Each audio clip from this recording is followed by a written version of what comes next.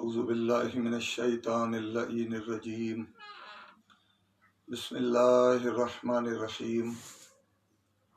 अल्हम्दुलिल्लाहि रब्बिल आलमीन। अस्सलातु वस्सलामु अला अशरफिल अंबिया वल मुरसलीन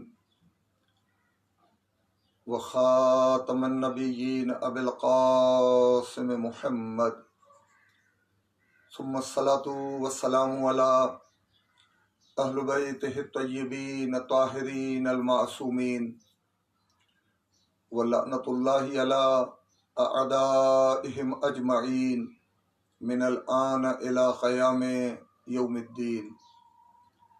अम्मा बादो फ़क़द क़ाल सय्यदुश शुहदा हुसैन इब्न अली अलैहिस्सलाम, इन्नी लम अख़रुज अशरन वला बतरन वला ज़ालिमन वला मुफ़सिदा व इन्नमा ख़रजतु लितलबिल इस्लाह फ़ी उम्मत जद्दी व अन उरीदो अम्र बिल मारूफ़ वन्हा अनिल मुनकर व असीरो बिसीरत जद्दी व अबी अली इब्न अबी तालिब। अल्लाहुम्मा सल्लि अला मुहम्मद व आल मुहम्मद व अज्जिल फ़रज आल मुहम्मद। मोमिन कराम, अज 28 रजबुल मुरज्जब इस्लामी तारीख़ जो उहो ॾुखोईंदड़ दिहाड़ो जॾहिं फ़र्ज़ंद रसूल फ़र्ज़ंद अली बतूल वारिस अंबिया वारिस क़ुरआन सैयद मज़लूम सैयद शुहदा जवानान जन्नत जे सरदार मौला हुसैन इब्न अली अलैहिस्सलातु वस्सलाम यज़ीदी बैत जो इनकार करे ज़ुल्म ऐं ज़ालिम सां अलल ऐलान जंग जोटे मौला पंहिंजे अबाणी शहर मदीनतुल मुनव्वरा खे अलविदा चई, पंहिंजे आल असहाब ऐं अहबाब खे साण करे इमाम मज़लूम हुसैन इब्न अली अलैहिस्सलातु वस्सलाम मदीने खां मक्के जी तरफ़ रवाना थिया। उन ॾींहुं बि 25 रजब ते मौला इमाम मूसा काज़िम अलैहिस्सलातु वस्सलाम जे शहादत जे प्रोग्राम में मां सभिनी तंज़ीमुनि खे, ज़ाकिरीन खे, उलमा खे, ख़तीब हज़रात खे इहा गुज़ारिश कई त ख़ुदारा कोरोना वायरस जेका यकीनन हिक आलम इंसानियत जे लाइ परेशान कुन मुसीबत ऐं मरहलो आहे, वक़्ती आज़माइश ऐं इम्तिहान आहे जंहिंमां असां सब्र सां इस्तक़ामत सां पंहिंजे सोशल तालुकात खे महदूद करे इंशा अल्लाह सोभारा थी इन मुश्किल मरहले खे मुंहुं ॾेई वेंदासीं ऐं निकिरी वेंदासीं। पर इन मुसीबत खां वधीक, इन्हनि ॾुखियनि हालात खां वधीक अगरि इंसानियत जे लाइ का मुश्किल शइ आहे, इंसानियत जे लाइ अगरि का वधीक ॾुखोईंदड़ अगरि मां जदीद ॿोलीअ में चवां वायरस आहे त उहो यज़ीदियत जो वायरस आहे।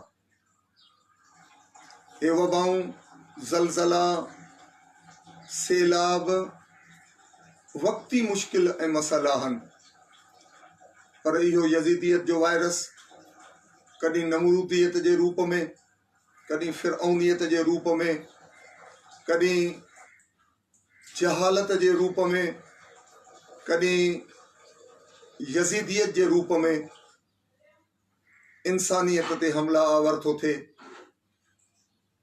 ऐं इंसान ज़ात उन खां मुतासिर थिए थी। अगरि इहा विचड़ंदड़ बीमारी कंहिंखे लॻी वञे त पोइ उहो इंसान बज़ाहिर पंहिंजी दुनिया न बल्कि उक़बा ऐं आख़िरत बर्बाद करे छॾींदो आहे। इहो वायरस उनजे अक़ीदे खे ख़राब थो करे, इहो वायरस उनजे किरदार ऐं अमल खे ख़राब थो करे।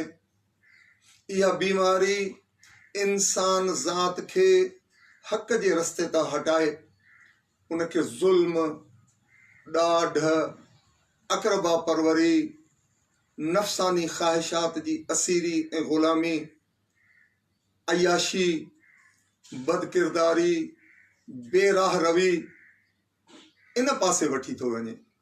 नतीजतन इन विचड़ंदड़ बीमारीअ जो मुतासिर इंसान बदकिरदार बणिजी थो वञे, लालची बणिजी थो वञे, गासिब बणिजी थो वञे, ज़ालिम बणिजी थो वञे।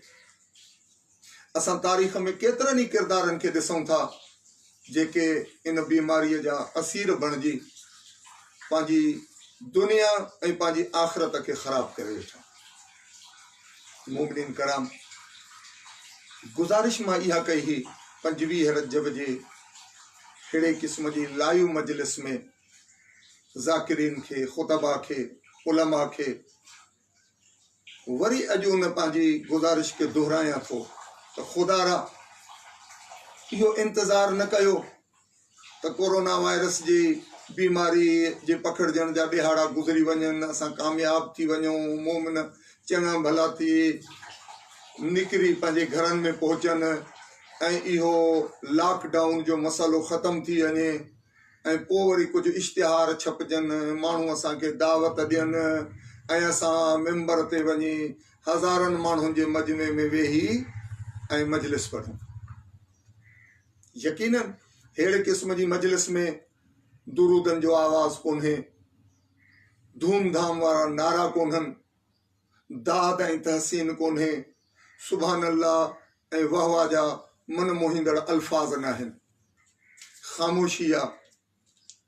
हे मरहले में सब्र ऐं इस्तक़ामत सां छा इहे बीमारियूं, छा इहे वक़्ती परेशानियूं, इहे मुश्किलातूं, इहे मुझारा असांखे ग़मे हुसैन खां परे कंदा, असांखे सीरत मासूमीन जे बयान करण खां हटाए छॾींदा? इहा ई त हुसैनियत आहे, इहा ई त मर्दानगी आहे, इहा ई त ज़हन ऐं ज़मीर जी सुजागी ऐं बेदारी आहे ऐं आज़ादी आहे। त इन्हनि सभिनी मुश्किलात में रही करे इंसान मुहम्मद आल मुहम्मद जे ॿुधायल दस्तूर, निज़ाम ऐं बिलख़ुसूस इन्हनि सभिनी शयुनि जी जेका मुहाफ़िज़ा आज़ादारी सैयद मज़लूम जेका मजलिस जे रूप में सभ खां वधीक उजागर थी थिए, आश्कार थी थिए, जंहिंमें क़ुरानी तालीमात, सीरत अहले बैत अतहार ऐं भलाईअ जे तरफ़ रग़बत ॾियारण वारा भला भला मसाला बयान कया था वञनि। यज़ीदियत जे मूंझारनि खे, यज़ीदियत जी वबा, वायरस ऐं बीमारीअ खे अगरि काई शइ मुंहुं ॾेई ख़तमु करे सघे थी त उहा हुसैनियत जी सरबुलंदी आहे। इहो ज़िक्र मुहम्मद आल मुहम्मद आहे जंहिंजे लाइ असांखे क़ुरान करीम में बि हुकुम ॾिनो वियो आहे त तव्हां ज़ाकिरीन मंझां थियो, तव्हां ज़िक्र कयो। इहो ज़िक्र तव्हांजे लाइ भलाई आहे, ख़ैर बि आहे, शफ़ा बि आहे। इंसानियत इहो अज़ीम ॾिहाड़ो कीअं थी विसारे सघे जॾहिं सैयद मज़लूम हुसैन इब्न अली अलैहिस्सलातु वस्सलाम। सभ खां पहिरियां असांखे पंहिंजे ज़हननि खे वाज़िह करणु घुरिजे त असां इन्हनि सभिनी शयुनि, परेशानियुनि, मुश्किलात, मूंझारनि जे दरमियान रही बि ज़िक्र मुहम्मद आल मुहम्मद बर्पा कंदासीं। अगरि हालात तब्दील था थियनि असांखे पंहिंजी हिकमत अमल ई तब्दील करणी पवंदी। अगरि हालात ॾुखिया बणिजी था वञनि, हालात असांखे महदूद करे था छॾनि, त असां सोशल मीडिया खे वसीलो बणाए, ज़रियो बणाए लखनि माण्हुनि ताईं हुसैनियत ऐं मोहम्मद आल मोहम्मद जो पैगाम वधीक बहितर नमूने सां आसानीअ सां पहुचाए था सघूं।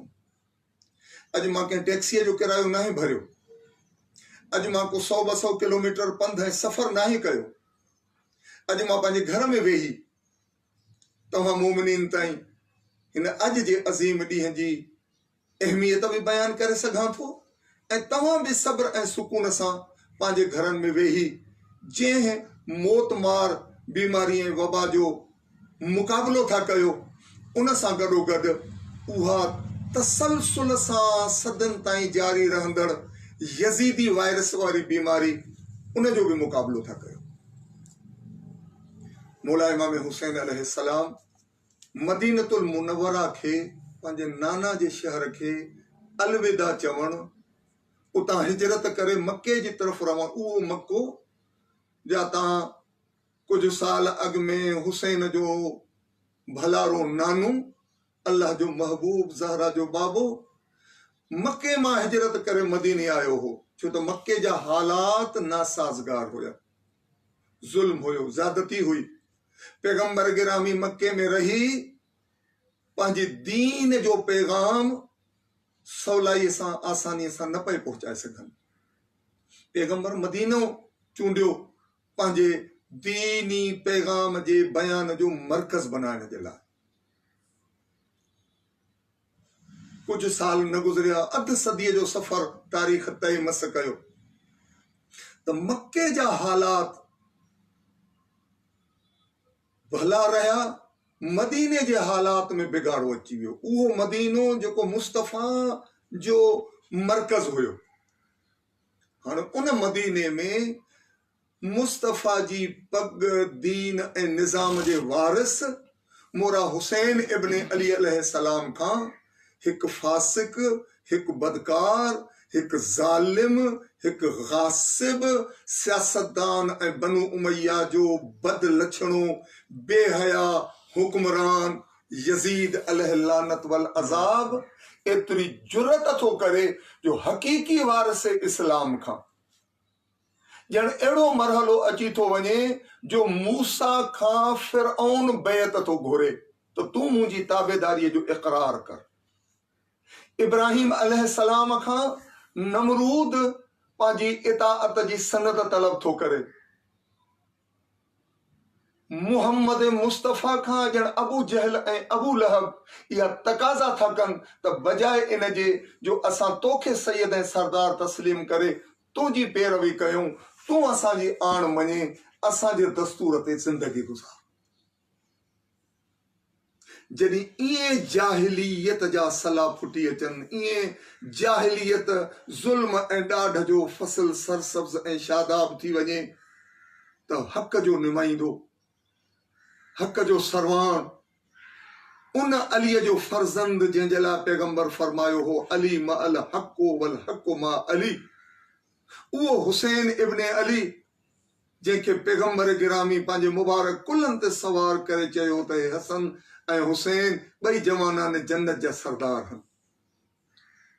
उहो हुसैन इब्न अली खां बैत तलब थो करे हिकु शैतान जो नुमाइंदो, पंहिंजी हवा ऐं हवस जो असीर, हिकु बदकिरदार, अयाश, ज़ालिम, गासिब, बेराहरो ऐं बिगाड़ जो शिकार थियल जुआरी ऐं शराबी हाकिम ऐं हुक्मरान।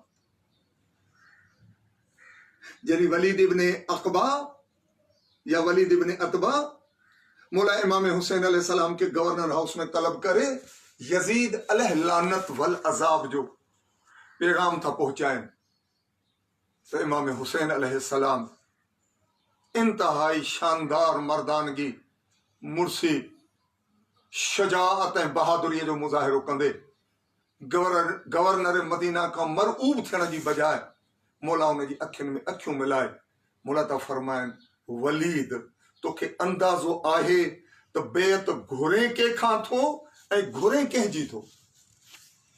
नहनु अहल बैत नबुव्वत, व मअदन रिसाला व मुख्तलिफ मलाइका।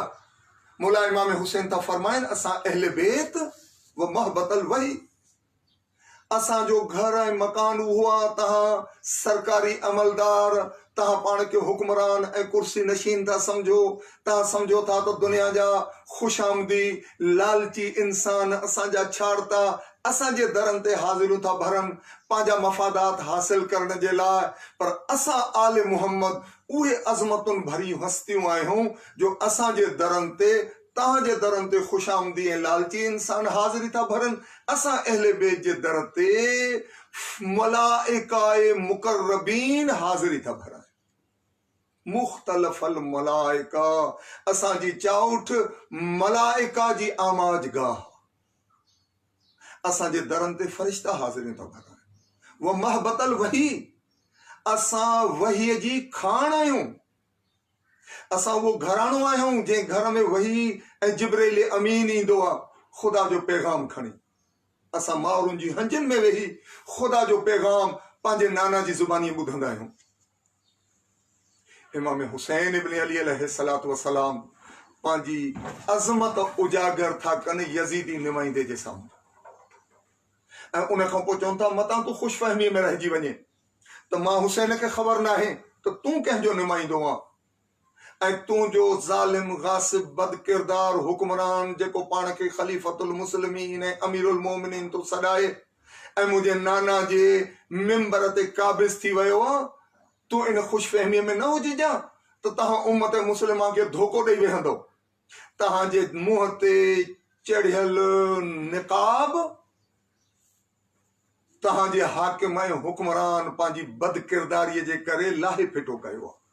वह यजीदो शारबल खामर, मौला इमाम हुसैन था फरमाइन मां तो तोखे यजीद जूं शनाख्त जूं निशानी ॿुधायां, मां तो तुंहिंजे साम्हूं तारुफ़ करायां, तुंहिंजो ज़हन ऐं ज़मीर झंझोड़ियां थो त तोखे ख़बर पए त जंहिंजी तूं मूंखां बैत थो घुरे, मां जेको वारिस रसूल आहियां, वारिस अली आहियां, तुंहिंजो यजीद हुआ शारबल खामर, शराब नोश आहे, शराबी आहे, कातिलुन नफ्सिल मुहतरमा, दहशत गर्द आहे, कातिल आहे, शरीफ इंसाननि जो हे उहो ज़लील ऐं ख़्वार ख़ानदान आहे जिन जे हुक्मराननि असहाब पैगंबर खे क़त्ल कयो आहे, जिन जा हथ शरीफ ऐं नजीब इंसाननि जे खून में रंगीन आहिनि। तहांजी साज़िशुनि जे करे मुंहिंजो बाबो अली शहीद थी वियो, तहांजी साज़िशुनि जे करे मुंहिंजे भाउ हसन मुजतबा खे ज़हर मिलियो। इमाम हुसैन अलैहिस्सलाम सरकारी गवर्नर हाउस में बीही यजीद जे छाड़ते ऐं नुमाइंदे जे आॾो यजीद जी बदकिरदारी ऐं हैसियत खे वाउखो था कनि ऐं अहले बेत असमत तहारत जा फ़ज़ाइल ऐं अज़मतूं बयान करे इमाम हुसैन अलैहिस्सलाम निकिरी था अचनि। अॼु जी तारीख़ इन अज़ीमुल मर्तबत वाक़े जी यादि थी ताज़ा करे। 28 रजबुल मुरज्जब इंसानियत में मुर्सीअ जो रूह थी फूके, इंसानियत में यजीदी किरदारनि जी बैत आण मञण, उन्हनि जे साम्हूं न्याज़मंदी ऐं निवड़त अख्तियार करण जे इनकार जो ॾिहाड़ो आहे। 28 रजबुल मुरज्जब पंहिंजे ज़ाती कारोबार जे लाइ लॾ पलाण जो नालो न आहे। जीअं असां तव्हां हिजरतूं कंदा आहियूं, सफ़र कंदा आहियूं, पंहिंजा अबाणा ॻोठ छॾींदा आहियूं, साईं असांखे हिते कारोबार न हो, असां फलाणे शहर लॾे वञूं था कारोबार जे लाइ, ॿारनि जी तालीम जे लाइ असां शहर छॾियो आहे त असां वञी फलाणे शहर में ॿारनि जी तालीम, हुते स्कूल सुठा आहिनि, इदारा सुठा आहिनि। असांजे शहर में अमुन ऐं अमान न आहे, असां हिते लॾे बदअमनीअ खां परेशान थी फलाणे पासे लॾ पलाण था कयूं, हिजरत था कयूं, छो त उते असांखे अमुन ऐं अमान। इमाम हुसैन इब्न अली अलैहिस्सलातु वस्सलाम जो सफ़र पंहिंजे बचड़नि जी तालीम जे लाइ न हुयो। इमाम हुसैन अलैहिस्सलातु वस्सलाम जी हिजरत ऐं लॾ पलाण 28 रजब ते मदीनो छॾण का ज़ाती कारोबार ऐं तिजारत जे लाइ न हुयो। इमाम हुसैन अलैहिस्सलातु वस्सलाम बद अमनीअ खां परेशान थी ऐं मके खे अमन जो घर समझी सिर्फ़ इन जे करे लॾ पलाण न पिया कनि। मदीनो त उहो शहर हो जंहिंजी घिटनि में जाथों काथों मौला हुसैन जी बारगाह में सलामनि जा नज़राना पिया अचनि। मदीनो त उहो शहर हो जिते सुबुह शाम मौला इमाम हुसैन पंहिंजे नाना जी मज़ार जो मुजावर बणिजी पंहिंजे नाना जी बारगाह में हाज़िर पियो थिए। मदीनो त उहो शहर हो जिते सॼी उम्मत मुस्लिमा ख़्वाहिश कंदी आहे त परवरदिगार असांखे उन भलारी चाउठ चुमा जिते तुंहिंजो महबूब मदफून आहे। पंहिंजे नाना जो शहर छॾणु, नाना जी मज़ार छॾणु, पंहिंजी मादर गिरामीअ जी मज़ार छॾणु, पंहिंजे भाउ हसन मुजतबा जी मज़ार छॾणु, इन्हनि सभिनी जी मज़ारनि जो मुतवली आहे हुसैन इब्न अली अलैहिस्सलाम। गादी नशीननि ऐं मुतवलिन खे बि सोचणु घुरिजे त अगर के माहौल में रही, के हुकूमत में रही, के ज़ुल्म ऐं ॾाढ में रही असां जिनजा मुतवली आहियूं उन जो निज़ाम पामाल थो थिए, उन्हनि जो दस्तूर ख़राब थो थिए, उन्हनि जी ज़िंदगीअ जे हदफ़ ऐं मक़सद खे धकु थो रसे त पोइ असांखे उहे भलारियूं दरगाहूं छॾे ॾियणु घुरिजनि ऐं उन पासे ते सफ़र करणु घुरिजे जिथे उन्हनि औलिया जे निज़ाम जे तहफ़ुज़ ऐं बचाव जो बंदोबस्तु करे सघिजे।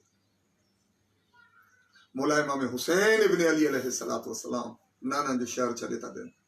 मौला इमाम हुसैन इब्न अली अलैहिस्सलाम पंहिंजे नाना जी मज़ार, अमर जी मज़ार, बिरादर अज़ीज़ जी मज़ार छॾे था ॾियनि। मौला इहे दुरूदनि ऐं सलामनि वारो माहौल जिते माण्हू कदम बोसी ऐं दस्त बोस्तीअ जे लाइ हाज़िर आहिनि छॾे था ॾियनि। कंहिं पखीअ खां बि पंहिंजो आखेरो छॾाइणु ॾाढो ॾुखियो हूंदो आहे। नंढड़े लाइ जा वाक़ियात असांजे अखियुनि जे साम्हूं आहिनि। जॾहिं असांजा घर कचा हूंदा हुआ, असां मनहनि में रहंदा हुआसीं, झिरकियूं आखेरा ठाहींदियूं हुयूं ऐं औरतूं उहे ॿुहारियूं ॾेई ॾेई कख मेड़े मेड़े बेज़ार थी पवंदियूं हुयूं ऐं कॾहिं कॾहिं बेज़ार थी उन्हनि आखेरनि खे पटे उछलाईंदियूं हुयूं। असांजे बचपन जा उहे मुशाहिदा गवाही था ॾियनि। आखेरो पटिजी बि वेंदो हो। केतिरा ई ॾींहं उहा झिरकी उन जाइ ते ईंदी हुई त मुंहिंजा कख काॾे विया, मुंहिंजे बच्चनि जो आशियानो काॾे वियो। अबानो शहर छॾणु सोली ॻाल्हि न आहे। पखी बि मुतासिर थो थिए, जानवर बि मुतासिर थो थिए। हे हुसैन इब्न अली आहे, हे इंसानियत जो रहबर आहे, हे इंसानियत जो आका ऐं मौला हुसैन इब्न अली अलैहिस्सलाम जेको पंहिंजे नाने जो शहर छॾे थो। असांखे पैगंबर गिरामीअ जी उहा हदीस यादि थी अचे जॾहिं पैगंबर फरमायो त हे जेका लॾ पलाण आहे, हे जेके मुहाजिरत आहे, हिजरतूं आहिनि, इहे ज़ाहिरी इंसान जिते थेला खणी सामान खणी टिकेटूं बुक कलाए कोचनि ट्रेनुनि जहाज़नि में चढ़ी हिकु शहर मां ॿिए शहर थो वञे। पैगंबर गिरामी मर्तबत सल्लल्लाहु अलैहि वसल्लम इरशाद था फरमाइनि, तव्हांखे ख़बर आहे मानवी हिजरत छा आहे, असल हैसियत वारी लॾ ऐं पलाण छा आहे? पैगंबर था फरमाइनि अल मुहाजिरो, हकीकी मुहाजिर इहो उहो आहे मन हजर सय्यआत इलल हसनात। तव्हांखे ॿुधायां त मुहाजिर कंहिंखे चइबो आहे? रुगो मुहाजिर उहो न आहे जेको हिकु शहर मां लॾे ॿिए पासे हलियो वञे, बल्कि पैगंबर था फरमाइनि मुहाजिर उहो आहे, असल हकीकी हिजरत उहा आहे जंहिं हिजरत में इंसान मन हजर सय्यआत इलल हसनात, नाफरमाननि जो रस्तो छॾे, गुनाहनि जी वाट छॾे जेको इंसान नेकीअ जी तरफ़ हिजरत करे, हकीकी मुहाजिर उहो आहे। हुसैन इब्न अली अलैहिस्सलाम सुकून ऐं आराम वारो शहर छॾे जज़्बा जिहाद खणी क़याम करे यज़ीदीअ जे ख़िलाफ़ ऐलान जंग करे इहो ऐलान था कनि इन्नमा ख़रजतो लितलबिल इस्लाह फी उम्मत जद्दी, मां बचनि जे लाइ, अमन ऐं अमान जे लाइ, कारोबार ऐं धंधे धाड़ीअ जे लाइ नाना जो शहर नथो छॾियां, मां इन करे क़याम थो कयां, इन करे ख़ुरूज कयो आहे, इन करे उथी खड़ो थियो आहियां त मां चाहियां थो त पंहिंजे नाना जी उम्मत जी इस्लाह कयां। कहिड़ी इस्लाह? उहो ख़राबो, उहा ख़राबी, उहा मुसीबत जेका यज़ीदियत जी शकिल में उम्मत जे मथां मुसलत थी वई आहे, उहो निज़ाम जेको मुंहिंजे नाना सालनि जी मेहनत करे उम्मत खे तोहफ़े जे तौर ते इंसानियत खे ॾिनो हो, उन निज़ाम जे दस्तूरात खे हे बदकिरदार ज़ालिम ऐं गासिब इंसान लताड़े थो पियो, ओरांगे थो पियो। मौला हुसैन इब्न अली अलैहिस्सलातु वस्सलाम यज़ीदियत जी मुश्किल खे महसूस करे मौला पंहिंजे नाना जो शहर छॾनि था। मौला तो फरमाइन, अगर मां जेको वारिस अंबिया आहियां, मां जेको वारिस क़ुरान आहियां, मां जेको वारिस इस्लाम आहियां, मां जेको वारिस दस्तार मुस्तफ़ा ऐं ज़ुल्फ़िकार अली आहियां, अगर मां हिक बदकिरदार जे हथ में हथ ॾेई छॾियां, बकौल मौलाना ज़फ़र अली खान जे, चढ़ जाए कट के सर तेरा नेज़े की नोक पर, लेकिन यजीदियों की इताअत न कर कबूल। मौला इमाम हुसैन अलैहिस्सलातु वस्सलाम सिर्फ इन करे त आईंदा ईंदड़ दुनिया नस्लूं पीढ़ियूं इंसानियत वटि कम अज कम हिक हस्तीअ जो इहो किरदार यादि रहे, मरणो त सबके खे आहे। कुल नफ्सिन ज़ाइक़तुल मौत, हे असां चऊं था न कोरोना वायरस आयो आहे, मरी वेंदासीं।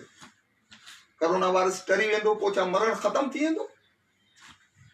अज़ीज़ो, हादसा, बीमारियूं, ज़लज़ला, ॿोॾियूं ऐं सैलाब, मुश्किलात, इहे सभई शयूं इंसान ज़ात खे केतिरो मुतासिर थियूं कनि। इंसान ज़ात, इंसान पैदाई ॼायो ई मरण जे लाइ थियो आहे। बतौर मुस्लिम, बतौर हुसैनी, बतौर अलवी, बतौर मुस्तफ़वी, असां तव्हां मुसलमाननि जो इहो अक़ीदो आहे त हीअ दुनिया हमेशा रहण जी जाइ न आहे। पैदाइश के दिन से मौत की जद में है, इस मक्तल में कौन हमें ले आया है। ये दुनिया हिते इंसान खे मरणो आहे। कोरोना हलियो बि वेंदो ऐं मां बची वञा त नेठ मां मरंदुसि। कुरान जो वाज़े दो टोक ऐलान आहे, कुल नफ्सिन ज़ाइक़तुल मौत सुम्मा इलैना तुरजऊन। हर माण्हूअ जे मौत जो इतला मिलण ते असां बि चवंदा आहियूं इन्ना लिल्लाहि व इन्ना इलैहि राजिऊन। हर नफ्स खे मौत जो ज़ाइक़ो चखणो आहे। कंहिं ॿिए जे मौत जो ॿुधी मूंखे पंहिंजो मौत यादि करणो आहे त मां बि परवरदिगार तव्हां ॾों आयो आहियां, तव्हां ॾे मुंहिंजी वापसी आहे। पाण सभिनी खे मरणो आहे। अगर असां हिन कोरोना खां परेशान थी पंहिंजो उहो आख़िरत जो पंध विसारे छॾियूं, हुसैनियत जो दस्तूर विसारे छॾियूं, त पोइ असां न सिर्फ़ पंहिंजी दुनिया ख़राब करे छॾी, बल्कि असां आख़िरत में बि खसारे ऐं घाटे में रहियासीं। अचो हिननि वबाउनि जो मुक़ाबिलो कंदे, बीमारियुनि जो मुक़ाबिलो कंदे असां उन वायरस जो मुक़ाबिलो कयूं जेको असांजी आख़िरत खे बि ख़राब करणु थो चाहे। पंहिंजी आख़िरत खे दावत न लॻायूं। भलो मौक़ो मिलियो आहे असांखे मोहम्मद व आले मोहम्मद जे क़रीब थियण जो, पंहिंजे ख़ुदा सां पंहिंजो राब्तो मज़बूत करण जो। ॾाढी फरागत मिली आहे, ॾाढी आसानी मिली आहे। अचो ख़ुशू ऐं ख़ुशू सां पंहिंजे मौला जी बारगाह में हली उन हुसैन इब्न अली अलैहिस्सलातु वस्सलाम। हुसैन बादशाह न आहे।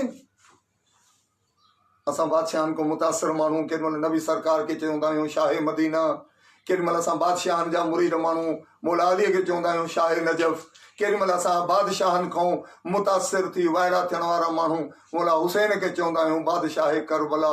हुसैन बादशाह न आहे, हुसैन वली ख़ुदा आहे। नबी साईं बादशाह न आहे। इस्लाम जे दस्तूर में बादशाहत हराम आहे। इस्लामी नज़रिए में कायनात जो वली वारिस ऐं हक़ीक़ी बादशाह फ़क़त ज़ात परवरदिगार आहे। इंसान बादशाह न आहे, बल्कि नबी ऐं इमाम बि उन बादशाह जो नुमाइंदो आहे जेको उन धरतीअ ते उन बादशाह जे निज़ाम क़ाइम करण जी कोशिश थो करे।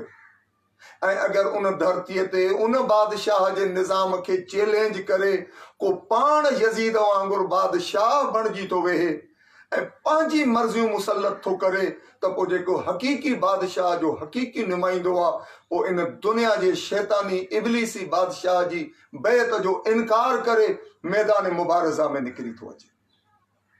हुसैन जी तरबियत आहे मैदान मुबाहिला में जेॾीमहिल पैगंबर ग़लति अक़ीदे जे मुक़ाबले जे लाइ मैदान में अचनि था, ख़ुदा जे हुक्म सां न फ़क़ति पाण था अचनि, पंहिंजी न्याणियुनि खे बि न्याणीअ खे बि वठी था अचनि, पंहिंजनि बचड़नि खे बि वठी था अचनि ऐं पंहिंजे वली ऐं वारिस मौलाए काइनात अली इब्न अबी तालिब खे बि मुबाहिले में वठी था अचनि।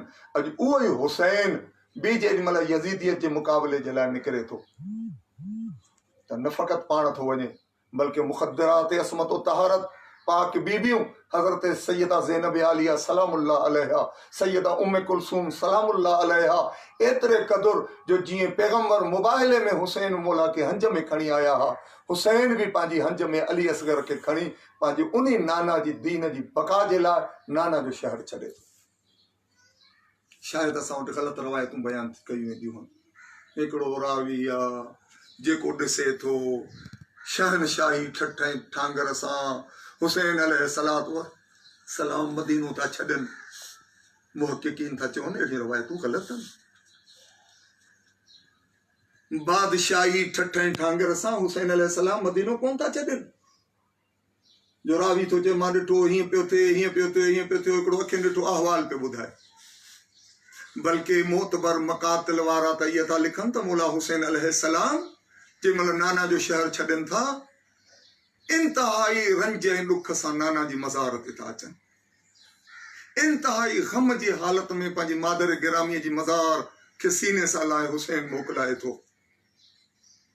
तमाम कुतुब मकातिल वारनि लिखियो आहे त मौला इमाम हुसैन अलैहिस्सलाम जेॾीमहिल नाना जो शहर मदीनो छॾनि था त हुसैन अलैहिस्सलाम जी मुबारक ज़ुबान ते सूरह मुबारक कसस जी उहा 21 नंबर आयत हुई।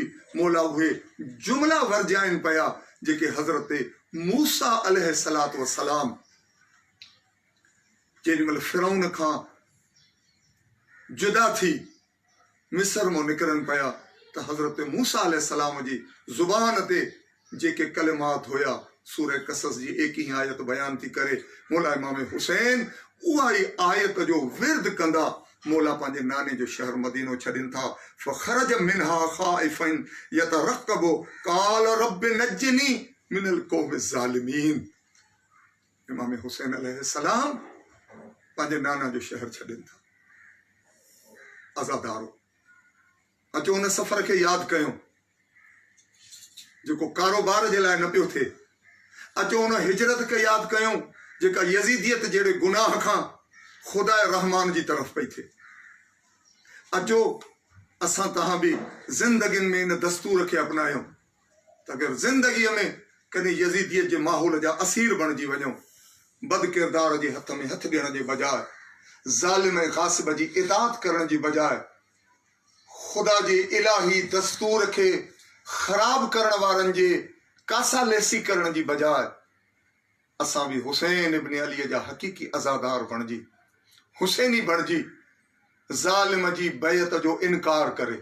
छो त मौला इमाम हुसैन अलैहिस्सलाम गवर्नर मदीना जी दरबार में हिकिड़ो जुमिलो इहो बि इरशाद फरमायो, ख़बरदार रुगो इहो न सम्झिजो त मां हुसैन तव्हांजी बैत नथो कयां। मौला फरमायो मिसली ला युबाय मिसल यज़ीद। मौला त फरमाइनि क़यामत ताईं ॼण के मां हुसैन जो पैरोकार, हुसैन जी राह ते ज़िंदगी गुज़ारण वारो, हुसैन जो ॼण हक़ीक़ी अज़ादार कंहिं बि क़यामत ताईं अचण वारे बदकिरदार ज़ालिम हुक्मरान ऐं यज़ीद जे किरदार जे हामिल शख़्स जी बैत न कंदो। इहा आहे हक़ीक़ी अज़ादारी की बुनियादी रविश ऐं दस्तूर। अज़ादार यानी ज़ालिम ऐं ज़ुल्म जो इनकारी, अज़ादार यानी दीन मुस्तफ़ा जो मुहाफ़िज़, अज़ादार यानी हुसैनियत जी हक़ीक़ी सीरत ऐं पैगाम खे दुनिया ताईं पहुचाइण वारो, अज़ादार यानी ज़ालिम जे ज़ुल्म खे किरदार खे दुनिया जे आॾो वाखो करण वारो, अज़ादार यानी मज़लूम जे पैगाम खे आईंदा नसलुनि ताईं पंहिंजे नोहे जे ज़रिए, मरसीअ जे ज़रिए, मजलिस जे ज़रिए, जुलूस मातम जे ज़रिए, पंहिंजी ज़ुल जना सिंगारियल खयल झूले, सजायल अलम जे ज़रिए दुनिया ताईं पैगाम पहुचाए त मुंहिंजो हुसैन चाहे छा पियो। असां तव्हांखे घुर्जे त 28 रजब ॼण मौला इमाम हुसैन अलैहिस्सलाम सलातो वसलाम सां वाइदे ऐं वचन जो ॾींहुं आहे। जॾहिं हुसैन था चवनि त मां निकिरां थो पंहिंजी शोहरत जे लाइ न, मफ़ादात जे लाइ न, डफेड़ पैदा करण जे लाइ न, फसाद जे लाइ न, इन्नी लम अखरुज अशरन वला बतरन वला ज़ालिमन वला मुफ़सिदा बल इन्नमा खरजतो लितलबिल इस्लाह फी उम्मत जल्दी। मौला त चवनि व अन उरीदु आमर बिल मारूफ, मां इहो पको पह ऐं इरादो कयो आहे त नेकीअ जो हुकुम ॾियां, वनहा अनिल मुनकर, बुछड़ाइनि ऐं बुराइनि खां मना कयां, झलियां। छाजे करे मौला? हेतिरो मदीनो भरियल आहे, मुक़दस नुमा माण्हू वेठा आहिनि, मस्जिदियूं आबाद आहिनि, हज पिया था थियनि, तस्बीहूं पयूं थियूं पढ़जनि, तिलावत क़ुर्आन ऐं अज़ानुनि जा आवाज़ बुलंद आहिनि। तव्हां छो था कयो? तव्हां बि ख़ामोश थी ॿियनि वांगुरु गोशा नशीन थी वेही रहो। मौला हुसैन इब्न अली था फरमाइनि त मां अना असीरो बिसीरत जद्दी व अबी अली इब्न अबी तालिब, मां हुसैन पाबंद आहियां पंहिंजे नाना ऐं पंहिंजे बाबा जी सीरत जे। इहो जुमिलो ॿुधण खां पोइ अज़ादार जी ज़िमेदारी छा आहे? अज़ादार बि जॾहिं ज़ुल्म ॾिसे, ज़्यादती ॾिसे, बदी ॾिसे, बुछड़ाई ॾिसे, इस्लामी अहकामात जी लताड़ ॾिसे, शरीयत मुस्तफ़ा जूं हदूं मुआशिरे ऐं समाज खे ओरांगींदो ॾिसे, इंसानियत जी तज़लील थींदे ॾिसे, हक़ तलफ़ी ऐं गसब ऐं ज़ुल्म ऐं ॾाढ ॾिसे, त अज़ादार बि इहो नारो बुलंद करे हक़ीक़ी हुसैन बणिजी, जीअं हुसैन तो चए न असीरो बिसीरत जद्दी व अबी अली इब्न अबी तालिब, अज़ादार बि चए अना असीरो बिसीरती हुसैन इब्न अली अलैहिस्सलाम। अॼु दुनिया पाबंदी लॻी वई, पाणी न पियो अची सघे, साॻियो यज़ीदी किरदार अॼु बि मौजूदु आहे। अॼु जो यज़ीद अमेरिका ऐं डोनाल्ड ट्रंप जी शिकिल ऐं सूरत में, जीअं हुननि मलाईन ख़ुदाई नेमतुनि ते पाबंदी ऐं ख़ुदा जे बाननि ताईं पहुचाइण जे लाइ, अॼु जो यज़ीद बि पाबंदी थो हणे त मोमिननि ताईं दवाऊं न पहुचण ॾियो, मोमिननि ते पाबंदियूं लॻायो, उन्हनि जा वसाइल मसदूद कयो ऐं महदूद कयो। पर उहे आज़ादार, उहो मोमिन, उहो फर्ज़ंद अली बतूल सैयद अली हुसैनी खामिनाई अॼु बि ऐलान थो करे त मां पंहिंजे ॾाॾा हुसैन जी राह ते हलंदुसि। असां इन्हनि मुश्किलात खां टुटी वेंदासीं, लंघी वेंदासीं, इन्हनि मुश्किलात ऐं मुसीबतुनि सां मुहाॾो अटकाईंदासीं, पर कंहिं यज़ीद जे हथ में हथु ॾेई अॼु जे दौर जे यज़ीद जी असां बि बेअत न कंदासीं। नज़र अचे थो हुसैनी किरदार या नथो अचे? आज़ादार ॾाढो ॾुखोईंदड़ ॾिहाड़ो आहे। उहा ज़ैनब सलामुल्लाह अलैहा, जंहिंजे निकाह वक़्तु हज़रत अब्दुल्ला जनाब ज़ैनब आलिया जे शोहर खां मौला अलीअ चयो, अब्दुल्ला मां पंहिंजी न्याणी ज़ैनब सां तुंहिंजो निकाह हिन शर्त ते थो पढ़ां। हज़रत अब्दुल्ला तो चवंदा बाबा मौला चाचा, मां तव्हांजे घर में पलियो आहियां, तव्हांजे घर जो परवरदा आहियां, मां तव्हांजो बच्चो आहियां, शर्त? मौला त फरमाइनि हा अब्दुल्ला। हज़रत अब्दुल्ला तो चए जेको फरमायो क़बूल आहे। हज़रत ज़ैनब सां इन शर्त ते हज़रत अब्दुल्ला जो निकाह थो थिए जो मौला हुसैन जे लाइ मौला कायनात अली हज़रत अब्दुल्ला खे वसियत था कनि, अब्दुल्ला फ़क़ति इहो वाइदो कर, जॾहिं मुंहिंजो हुसैन मदीनो छॾींदो उनजी भेण ज़ैनब खे रोकींदे न, हुसैन सां वञण ॾींदे। अज़ादारो इहा ई 28 रजब जी रात हुई जॾहिं अली अकबर उलमा ऐं ज़ाकिरीन ॾाढी मुसीबत बयान था कनि। जॾहिं मौला हुसैन था चवनि वञ अली अकबर पंहिंजी बुआ ज़ैनब खे याद जार उहा वाइदे जी रात। हज़रत अली अकबर अचनि था, धकुल बाब था कनि, दरवाज़े जो कड़ो था खड़काइनि। अञा दरवाज़े ते पहिरियों धकु लॻो आहे, अंदरों दरजा ताक खुलिया आहिनि। हज़रत ज़ैनब आलिया बीठी आहे। हज़रत अली अकबर थो चए, बुआ अम्मा राति जे हिन वेले तव्हां अॻे ई बीठा आहियो। हज़रत ज़ैनब थी चए, अली अकबर तूं अचण में देरि कई आहे, मुंहिंजो बाबो अली हालत ख़्वाब में मूं ॾे तशरीफ़ खणी आयो आहे। चए थो, ज़ैनब निंडूं थी करे, तुंहिंजो हुसैन मदीनो थो छॾे। ज़ैनब उथ, अब्दुल्ला खां मोकल वठ, हुसैन सां पंहिंजे नाना जी दीन जी बका जे लाइ गॾिजी सफ़र कर। आज़ादारो हज़रत अब्दुल्ला जे साम्हूं आई आहे बीबी। हज़रत अब्दुल्ला थो चए, ज़ैनब इन हाल में थी घर छॾे? मां अब्दुल्ला मदीने जो शाहूकार इंसान आहियां। अलाए केतिरनि ॾींहंनि जो हुसैन जो सफ़र हुजे, हे भरियल घर मां जेको वणे खण। हज़रत ज़ैनब पंहिंजी माउ जी चादर पंहिंजे सिर ते संभाले चए थी, अब्दुल्ला दुआ कर, शल उम्मत हीअ चादर मुंहिंजे सिर ते रहण ॾे। असां हज़रत ज़ैनब आलिया पंहिंजे भाउ जी बारगाह में आई आहे। हुसैन नंढड़ी सकीना खे जाॻाए थो। हुसैन नंढे अली असगर खे हुनजे पींघे खे पंहिंजी हंजे झोलीअ में खणे थो। अहिड़े नमूने सां हे मज़लूमनि जो काफ़िलो नाने जो शहर छॾे मके जी तरफ़ रवानो थो थिए, पंहिंजे नाना जी दीन जी सरबुलंदीअ जे लाइ। हा आज़ादारो, हे आगाज़ 28 रजब करबला जो। इहो हुसैन मके में सुकून सां नथो वेहे। वरी हिकिड़ी हाल में जॾहिं हाजिन जे रूप में कुझु मलऊन इंसाननि खे हुसैन खे ख़बर थी पए त मुंहिंजे कातिल हाजिन जे रूप में दाख़िल थी चुका आहिनि। हुसैन ते हिकिड़ो ॾींहुं उहो बि अचे थो जॾहिं हुसैन अल्लाह जे घर मके खे बि छॾे थो। हा मदीना, अॼु बि तूं ख़ाली थी वियो आहे। उहो कोरोना वायरस जी बीमारीअ जे करे उम्मत तोखे छॾे वई आहे, पर यज़ीदियत जी बीमारीअ जे करे मदीना तोखे हुसैन छॾे वियो हो। मक्का तूं अॼु ख़ाली थी वियो आहे हिकु आलमी इंसानी वबा जे करे। मक्का उहो वक़्तु बि यादि कर जॾहिं यज़ीदियत जे ज़ुल्म जी बीमारीअ खां तंग थी हुसैन इब्न अली फर्ज़ंद रसूल मक्का तोखे अलविदा चई छॾी हुई। पर जेके यज़ीदी अफ़राद हुया उहे तुंहिंजे गर्द तवाफ़ कनि पिया। हिकिड़ो हुसैन हो जेको पंहिंजे आल ऐं असहाब समेत कूफे जी तरफ़ रवानो हो। हा आज़ादारो, इहा 28 रजब आहे जेका मके जो सफ़र बि यादि थी ॾियारे। इहा 28 रजब आहे जेका पाणी बंदि थियण बि यादि थी ॾियारे। इहा 28 रजब आहे जेका हुसैन जे बचड़े जे हथनि ते अली असगर जे गले में तीर यादि थी ॾियारे। इहा 28 रजब आहे जॾहिं मोमिननि जा उहे छुटल फट ताज़ा थींदा आहिनि, जो यादि कंदा आहिनि 28 रजब तूं ई सबबु बणी आहे जो अॻिते अली ज़ैनब आलिया जे सिर ते चादर नथी रहे।